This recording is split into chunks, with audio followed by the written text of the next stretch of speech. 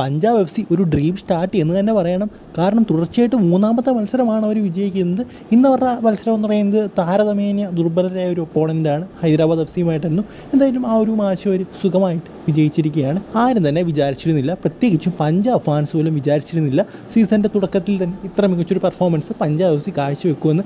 എന്തായാലും മികച്ചൊരു പെർഫോമൻസ് ഇന്നത്തെ മാച്ച് കണ്ടാൽ തന്നെ നമുക്കറിയാം. മർസലാക്കിൻ്റെ ഒരു പെർഫോമൻസും നിഖിൽ പ്രഭു, ബക്കങ്ക, എസക്കിയൽ വിഡാൽ ഇവരെല്ലാം വളരെ മികച്ച രീതിയിലാണ് പെർഫോം ചെയ്തത്.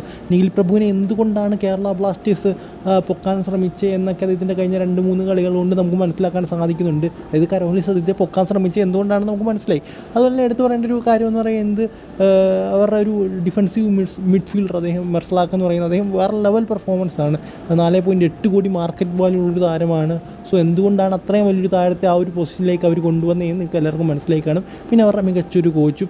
എന്തായാലും ഇപ്പോൾ ലീഗ് ഷീൽഡ് വിജയിക്കാൻ ഇപ്പോൾ മുന്നിലുള്ള പഞ്ചാബ് എഫ് സിയാണ്. എന്തായാലും ഞാൻ ഒരിക്കലും വിചാരിച്ചിരുന്നില്ല കൂടിപ്പോയി അവർ പ്ലേ ഓഫിൽ വേറെ കയറും എന്നാണ് ഞാൻ വിചാരിച്ചിരുന്നത്. എന്തായാലും ലീഗ് തുടങ്ങിയുള്ളൂ, നമുക്കൊന്നും പറയാൻ സാധിക്കില്ല. നമുക്കറിയാം കഴിഞ്ഞ പ്രാവശ്യം അവർ അതായത് സ്റ്റാർട്ട് വളരെ മോശമായി, എൻഡ് വന്നപ്പോൾ നല്ലവണ്ണം കളിച്ചൊരു ടീമാണ്. ഇപ്രാവശ്യം ഇനി തിരിച്ചാകുമോ എന്ന് നമുക്ക് കണ്ടു തന്നെ അറിയണം. എന്തായാലും ഇതുവരെയുള്ള പെർഫോമൻസ് വളരെയധികം മികച്ചതാണ്. എന്തായാലും പഞ്ചാബ് എഫ് സി ഇത് കണ്ടിന്യൂ ചെയ്യും എന്ന് തന്നെ നമുക്ക് വിചാരിക്കാം. പിന്നെ എടുത്തു പറയേണ്ട ഒരു കാര്യം എന്ന് പറയുന്നത് അവരുടെ ഹോം ഡൽഹിയാണ്. അത് ഉടനെ തന്നെ പഞ്ചാബിലേക്ക് ആക്കുന്നത് എന്തുകൊണ്ട് നല്ലതായിരിക്കും. കാരണം ഡൽഹി നമുക്കറിയാം വളരെ നല്ലൊരു സ്റ്റേഡിയമാണ്. എങ്കിൽ പോലും ഒരു ഹോം സപ്പോർട്ട് അവർക്ക് പൂർണ്ണമായിട്ട് കിട്ടണമെങ്കിൽ പഞ്ചാബിലേക്ക് തന്നെ പോകണം.